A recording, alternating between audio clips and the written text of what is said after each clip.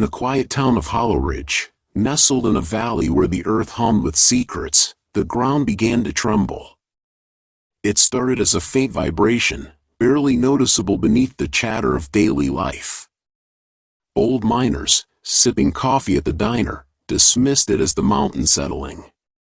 But by nightfall, the tremors grew into quakes, and the earth split open like a wound. From those jagged fissures crawled the echoes, creatures born in the lightless depths of the world.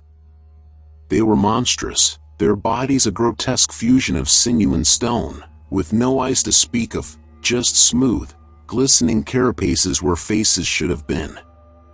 Instead of sight, they pulsed with an eerie radar, or rhythmic thrum that echoed through the air, mapping their surroundings in waves of sound.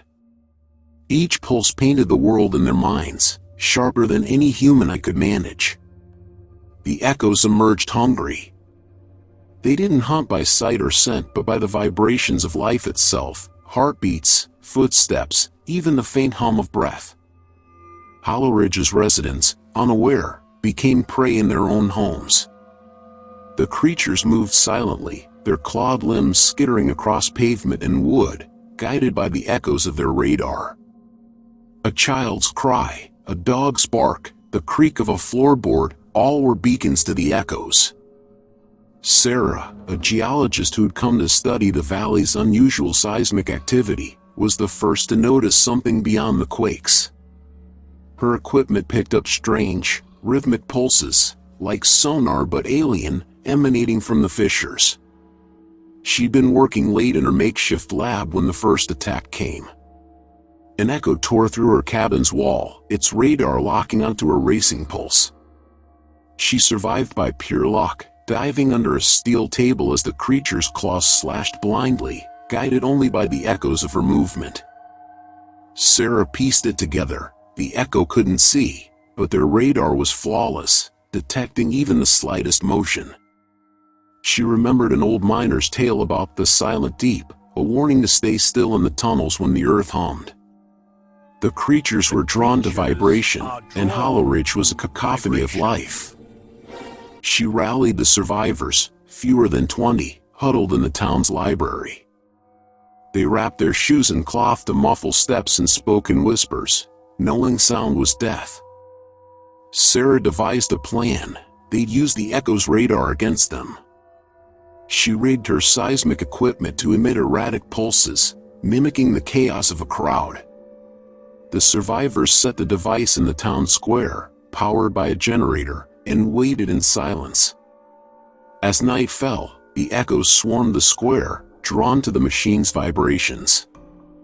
Their radar pulses clashed, confusing them, and they turned on each other, claws rending stone like flesh in a frenzy.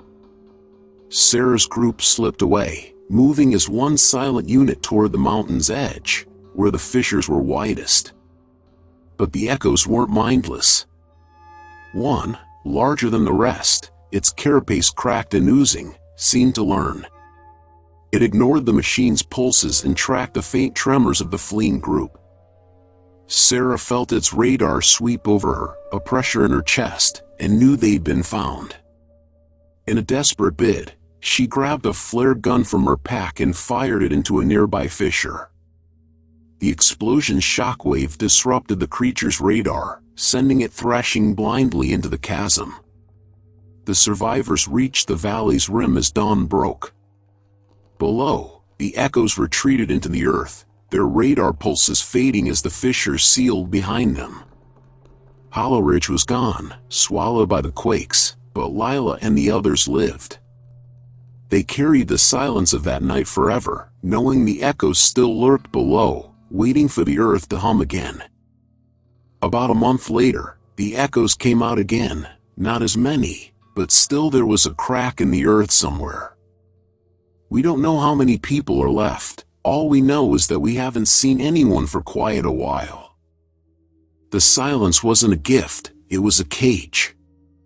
For years, my family and I had lived in its iron grip, our movements measured, our breaths held.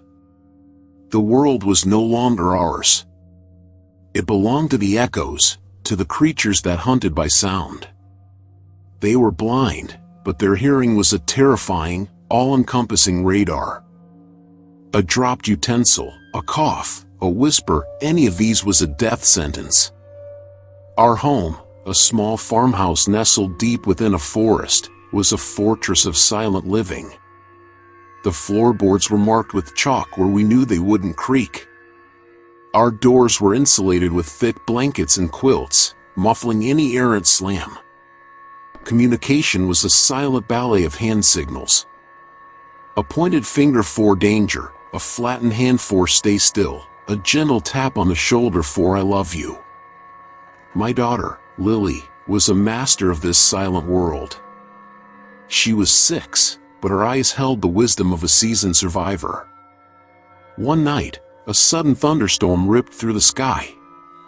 A clap of thunder, louder than any I'd ever heard, rattled the windows. Lily, startled, let out a small, terrified sob. It was a sound no louder than a mouse's squeak, but in our world, it was a gunshot. I saw it in my wife's eyes, the same cold dread that gripped me. The porch light, a beacon we only used in the direst emergencies, flickered on, casting a harsh glow on the rain-slicked porch. The creature was there. It was a monstrous thing, all sinew and bone, its head a grotesque parody of a sound-sensitive antenna array. It was a perfect, predatory machine. My wife, Sarah, moved with a silent, desperate speed. She grabbed a handful of pebbles from a small bucket we kept by the door and scattered them on the porch. The creatures, drawn to the sound, scurried away, their spidery limbs scraping on the wooden planks. The diversion worked. The next day, we found one of the pebbles had rolled into a corner of the porch. A small, almost imperceptible noise. The creature, a different one, was still there, its head twitching, listening. Its presence was a silent threat, a countdown to our end. We were trapped.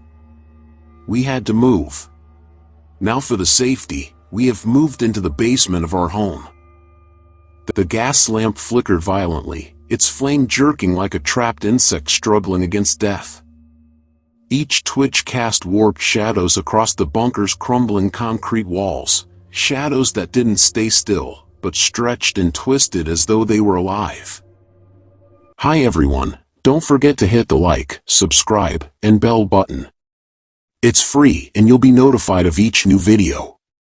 And it really helps. Sarah pulled Lily close to her chest, arms trembling with strain. The child's face was pale, damp with tears, her small hands clutching at her mother's sleeve. The scratching in the far corner had stopped. The silence it left behind was worse, thicker, heavier, pressing in from every side.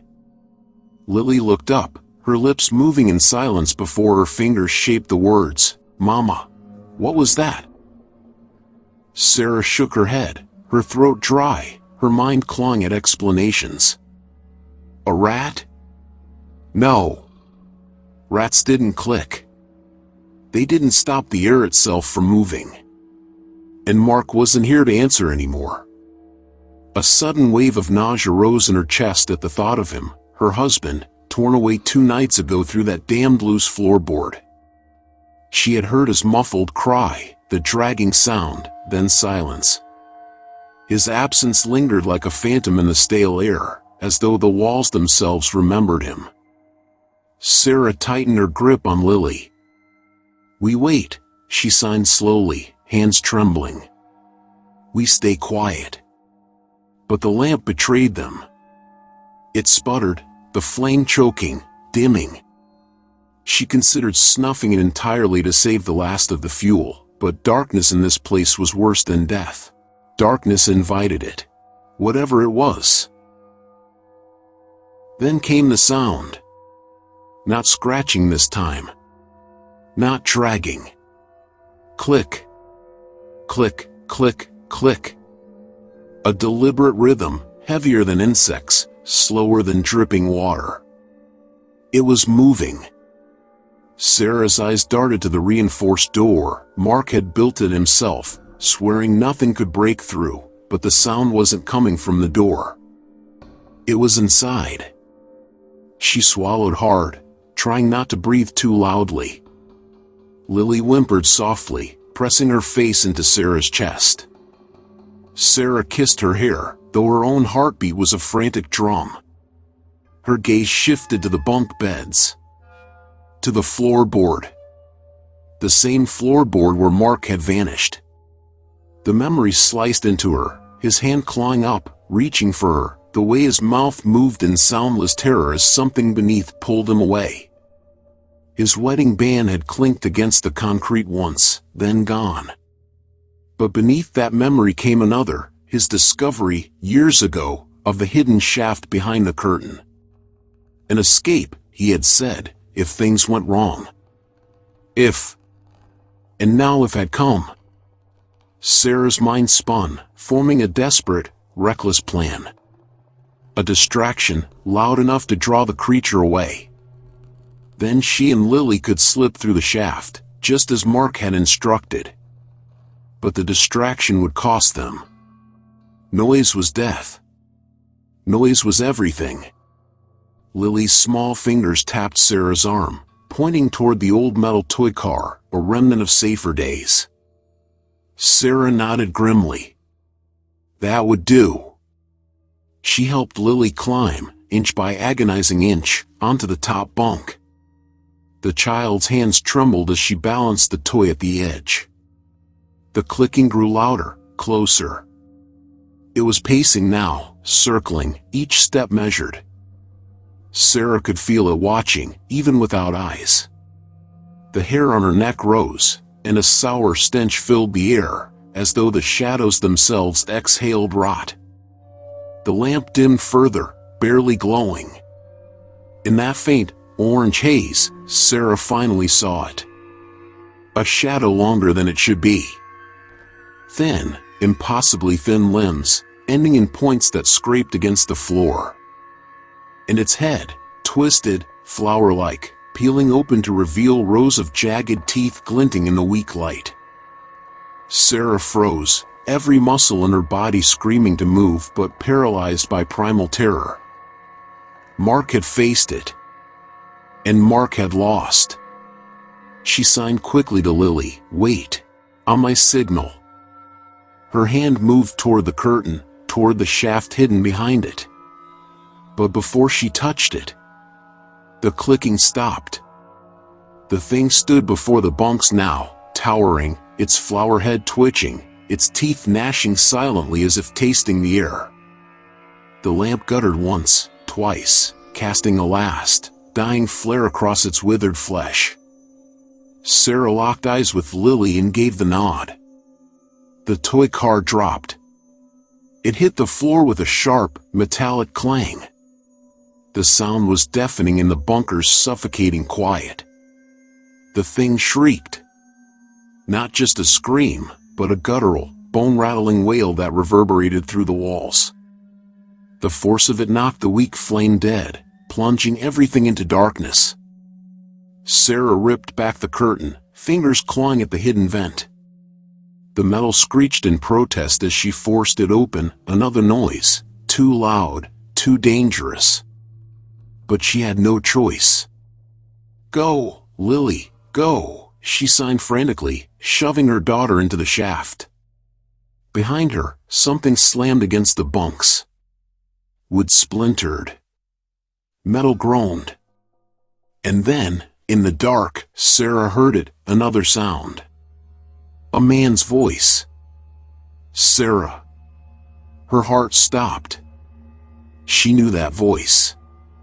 She had heard it 1,000 times before. "Mark."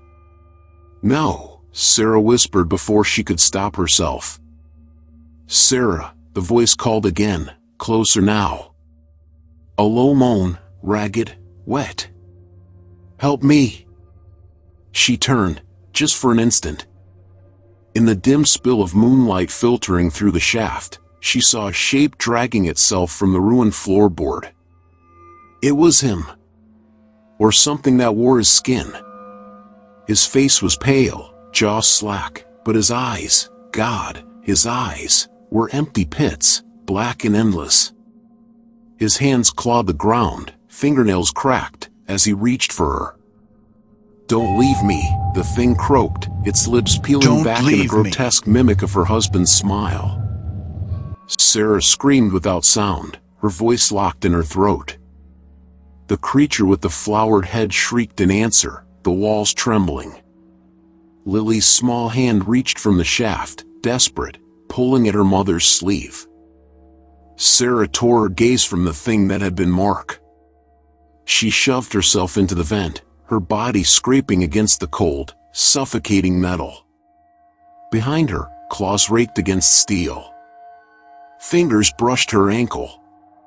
Teeth snapped inches from her shoe. She climbed.